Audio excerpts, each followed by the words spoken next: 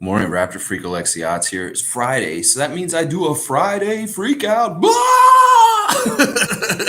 No, actually, today I want to talk about something very serious. And this is really kind of an extension of my Friday Freakout from last week about the SCOTUS, the leaked memo about repealing Roe versus Wade. That this is a really, really bad thing for gender equality and different things like that in the United States. And that I'm going to start calling them regressives. You have people in society that are trying to progress society and make it better and make things better for everyone. And we call them progressives. And then you have the opposite. You have these idiots, these motherfuckers that are trying to take us back in time in society. I call them regressives. The people that are trying to repeal Roe versus Wade, the people that are against critical race theory, the people that are against becoming more progressive and understanding equality for everyone.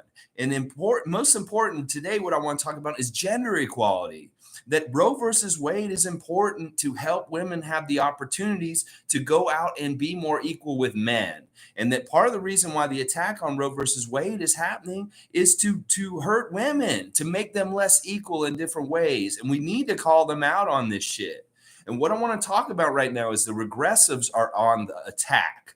That's right. The regressives are on the attack and they're trying to take away rights and things from people that they've already gained and they've earned. And that is a bad thing. One of the things I think that progressives can fight regressives with is by putting more gender equality in sports, because sports is public in front of everyone.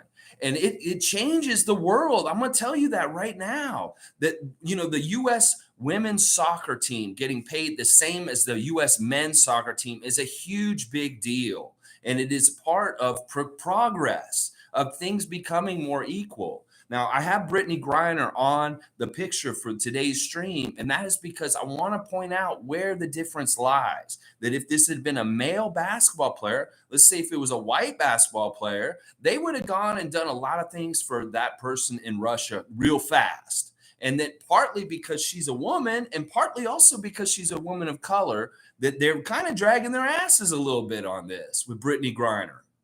And I know it's a touchy subject and it's crazy thing and all this kind of stuff, but it symbolizes an inequality in gender, is what I'm saying. And that sports, in some ways has always been kind of the standard bearer of status quo gender inequality things. That women in sports have always been held down lower to a lower level than men. And that through gender equality can be found more and more through sports. That is going to show and display that for the rest of the world, and it will change society. And that's why I think it's so important for sports to be the leaders of showing gender equality. Now, I watched Survivor. I watched Survivor the other night, this week, and there's a contestant named Lindsay on that show that just won immunity on the last episode. She played football with the boys when she was younger. And she played it the same way with them, all the same rules, the same physicality and all this stuff. And people have been against this at times. But I'm going to tell you something right now. The skills and the confidence and the things that this woman learned from playing football with the boys when she was younger have helped her ever since. And she went on that show the other night and she beat that big ass Jonathan from Alabama, who's like a 300-pound muscle man in a immunity challenge. That is impressive. Because listen, that is showing young girls that you don't have to be the biggest, strongest guy to do things. You can be a female, a lady, and you can do that stuff and achieve and win yourself. And I found that so awesome and inspiring. But the fact that she was able to play football as a child with the boys was a big part of it. That if that had never happened, who knows who she would have become, or if she could have been that competitive on Survivor at this point. I'm just saying gender equality is very, very important, whether it's wage gaps in workplaces, whether it's the way we treat women. Like in Australia, in their government, there is a huge revolution going on in their government system because it's been misogynist. It's been disgusting. It's the, if you're in parliament and you're a woman in Australia, you are getting sexual remarks every day from your colleagues. You're getting disgusting things said to you. And this is the thing, they don't want to put up with it anymore. They're fighting against it. And that's what I'm saying. Gender equality is important for all kinds of different reasons. It's important for fighting against violence against women. It's important for fighting against inequality in wages. It's important to get young men to respect women. I'm going to tell you right now, I'm a product of a really poor place that got me programmed in all kinds of bad ways. As a child, I did not have very many strong female role models. I fell right into a misogynistic den of thinking growing up in Tallahassee, Florida in the 80s, that I was taught and programmed by the schooling that I had in public school, by the peer groups, by the community that I lived in, that women have their place. And women have their things that they're supposed to be, and guys are supposed to be this. That the gender roles that were taught to me as a young kid were very damaging to me as an adult and as a person going into my older life. That I had mentality that was fucked up, just like the way these people have been.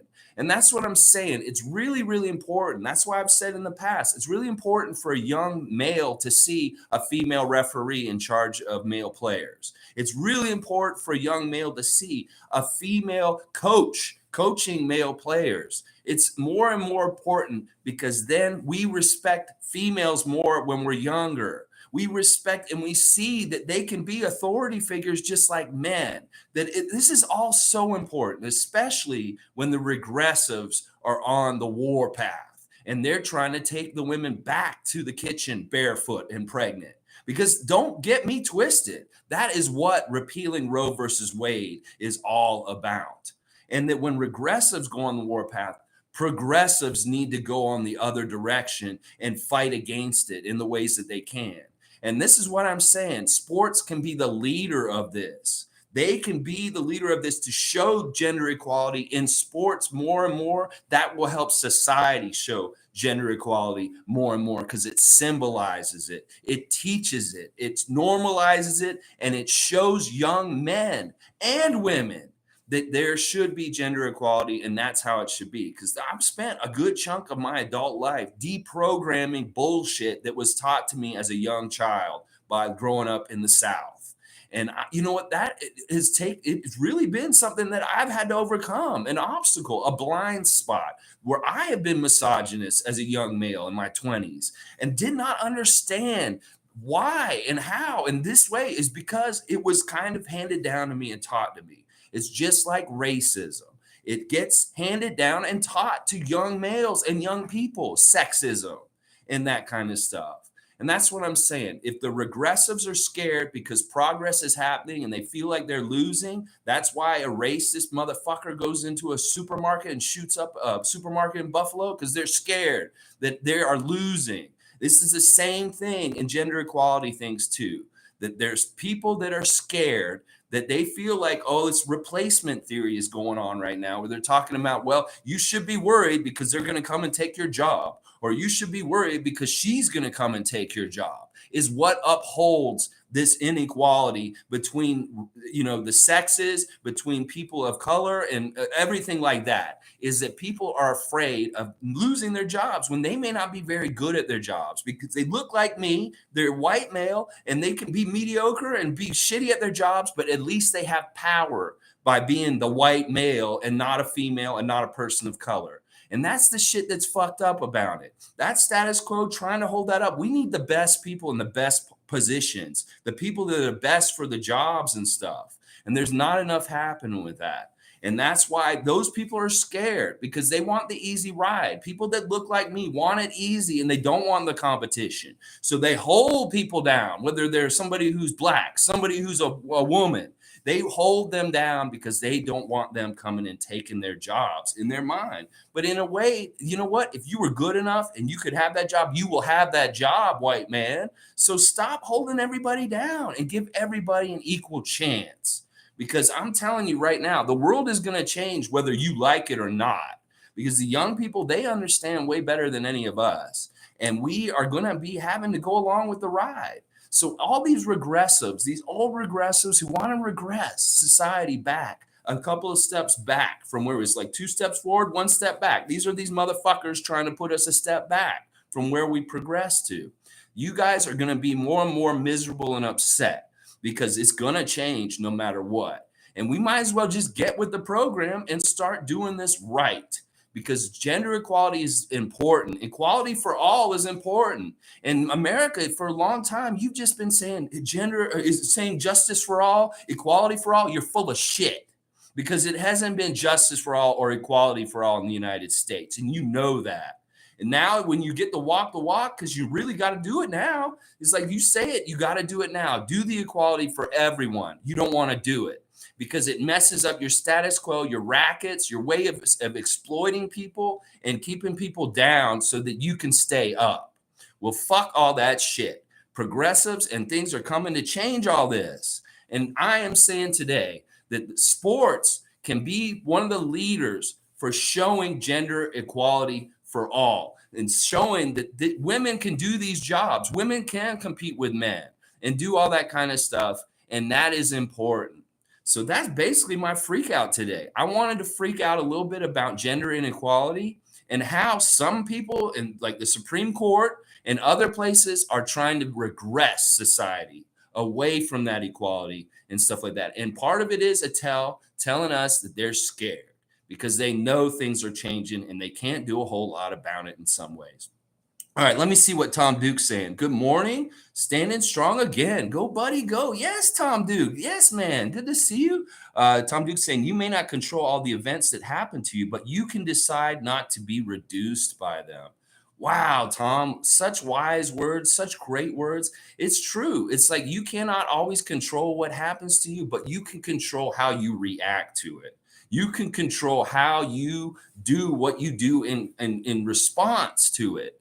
And sometimes it's not smart to do something aggressive or violent towards it, but sometimes the best revenge is going and improving yourself and achieving somewhere, somehow, somewhere else and stuff like that, even if a door is shut in your face and stuff like that. Good morning, Flop. Good to see you, Flop. Hadn't seen you a bit. Monique's here. Good morning. She's saying, I applaud everyone and Chris Boucher for supporting Griner. What a topic. Yes, they're hearing more and more specifically that they're trying to broker a trade of prisoners for her for a very, very bad mass killer that we are holding that the Russians want. And I mean, I'm kind of like, I hate negotiating with terrorists. I hate negotiating with evil people. And I don't want an evil person to go back out there for her.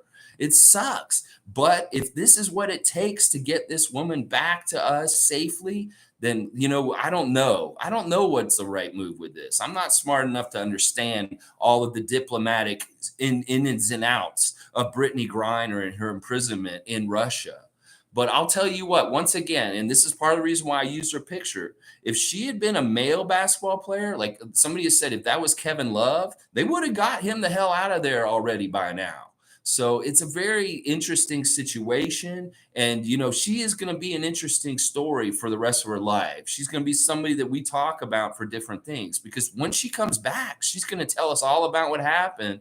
And I'm going to tell you what, like I said, that's going to be a really, really good Lifetime movie or a movie in the theaters or something like that.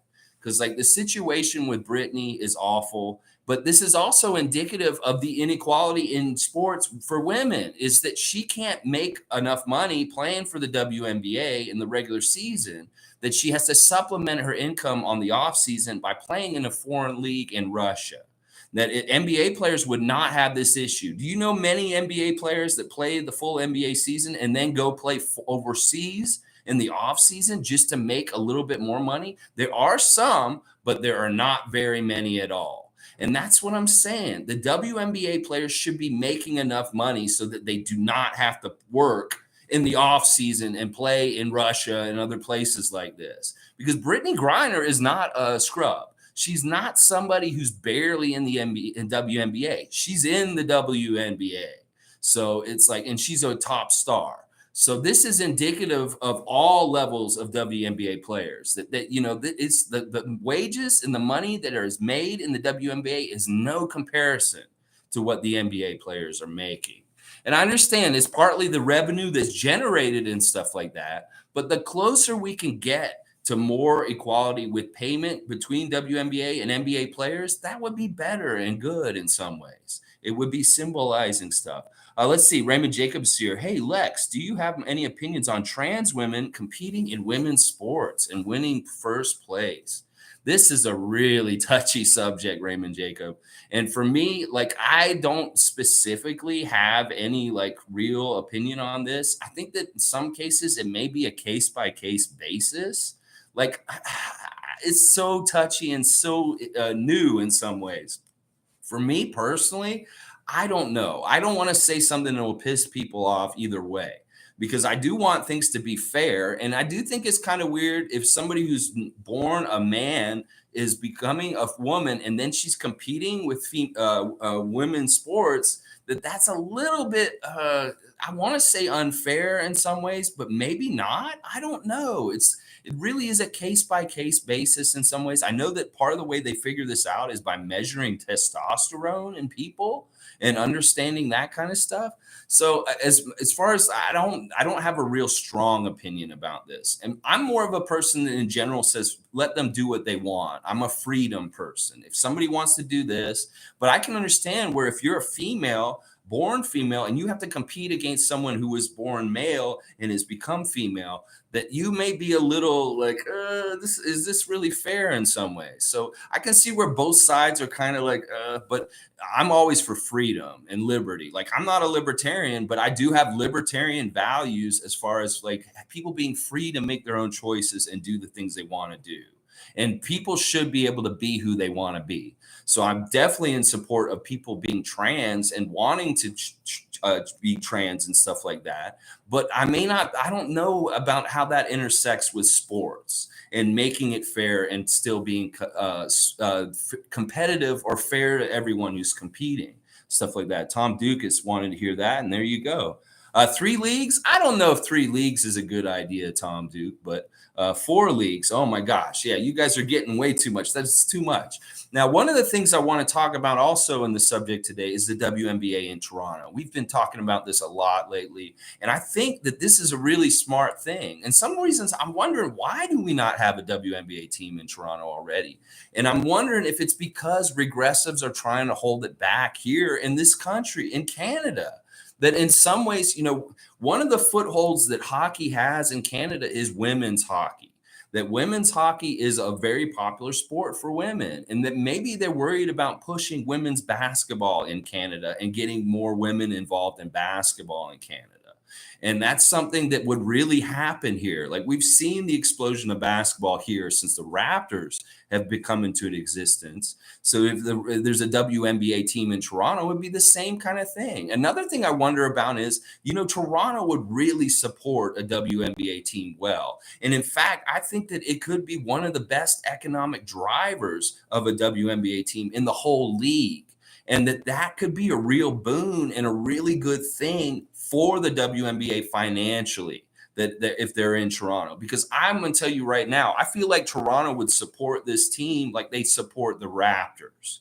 And that there's a lot of we're talking about gender equality today. Well, you want to have equality in your fan bases. You want to have equality in the interests. You want to get equality for airtime on television in the sports programming.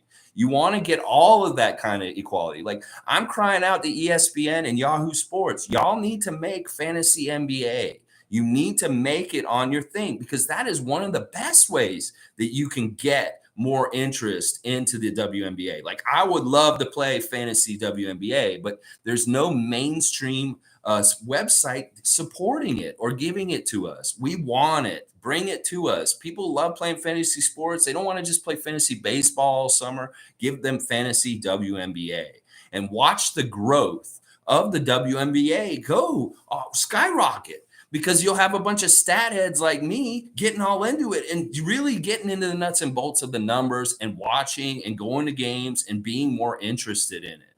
I'm telling you right now, it's a gateway to getting people interested in your sport is the fantasy sports. So do this, please. Maybe ESPN and Yahoo aren't doing it because they're part of the status quo that are trying to hold down gender equality in sports. That is what I'm saying right now. More and more, we want to see the same stuff for women and men in different ways. And this is important.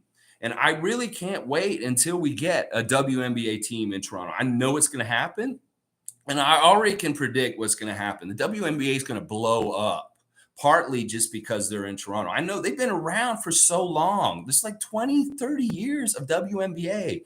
And it seems like they haven't gotten any kind of push in growth at any certain time or anything. It's like the WNBA player that was on the Dwayne Wade thing the other day saying, we want any kind of publicity. We want any kind of talk and stuff like that. Well, you come to Toronto, you put a team here in Toronto, you're going to get the publicity. You're going to get the talk and you're going to get the attention more than you may have in the US, even with teams like New York Liberty and things like that being around. Like, these are big markets, but I'm going to tell you what, Toronto is a whole other animal as far as how they will support a WNBA team. I'm going to tell you that right now. And it may really bring the profile of the whole league up if they do come here, not only because it would be an international team, a league with an international team finally, but also because there's going to be some economic driving in the WNBA if you get here. If you come here, I'm going to tell you right now, that's how I look at it.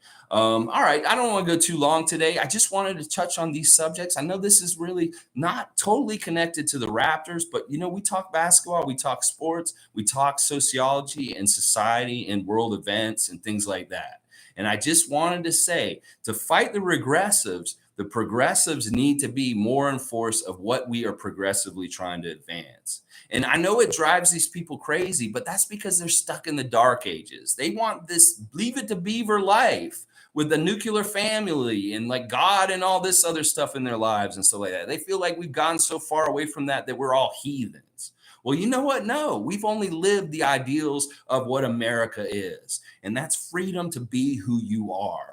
And you are the unfreedom loving motherfuckers that are trying to tell people who they should be and limit them. And that's why the progressives will push against you and we will win in the end. Because everyone who fights change that is inevitable, you will always lose. Because change is exactly that, inevitable. It will come, and you either come with us in the car or we will drag you behind on the road behind us, because you will be going forward with us no matter what, regressives. So you go ahead and take your one step back and we'll keep two-stepping forward past and pushing it even further and further. All right, y'all. Thanks for watching me today. Monique's saying news and notes. Raptors have started their draft workouts, and boy, there's a ton. Yeah, I was watching a couple of the names. There's a guy, I think his name's Guy or something. I was watching his highlights yesterday. Not very impressed with him. I did go watch Ishmael yesterday also after we talked, and not impressed with him either. I don't like the French center. I'm still really big on Kai Soto and John Butler Jr. Those are my two favorites right now in the draft as far as things. But yeah, there are workouts going on right now. That's really, really good. And then just a quick update, on the Instagram, I see Thad Young still working those kids real hard. Pascal's still at the beach, and Scotty's at the beach also down in Miami. And Scotty had a new hat on. It said MIH4, and I'm pretty sure it stood for Make It Happen 4. That's what his hat says down in Miami Beach, sitting on the beach right now. And I can't go without saying the Celtics beat the Miami Heat last night with Horford and Smart back in the lineup. They went small, and it worked. It worked really well. They blew Miami out. But this is going to be a real series and battle. But now, Miami, you're in trouble a little bit because they won one on your home court now. So it's on your side to come back. And hopefully Kyle will get healthy and come back and be able to be effective and help them in some sort of way. All right, y'all. Have a great weekend. Tomorrow's going to be Share the Love Club. Saturday, Share the Love Club, where we show gratitude and appreciation for somebody in the Raptors organization. All right, I'll see you guys tomorrow at 9:30 a.m. Please like, comment, subscribe, and have a great weekend, y'all. Let's go Raptors!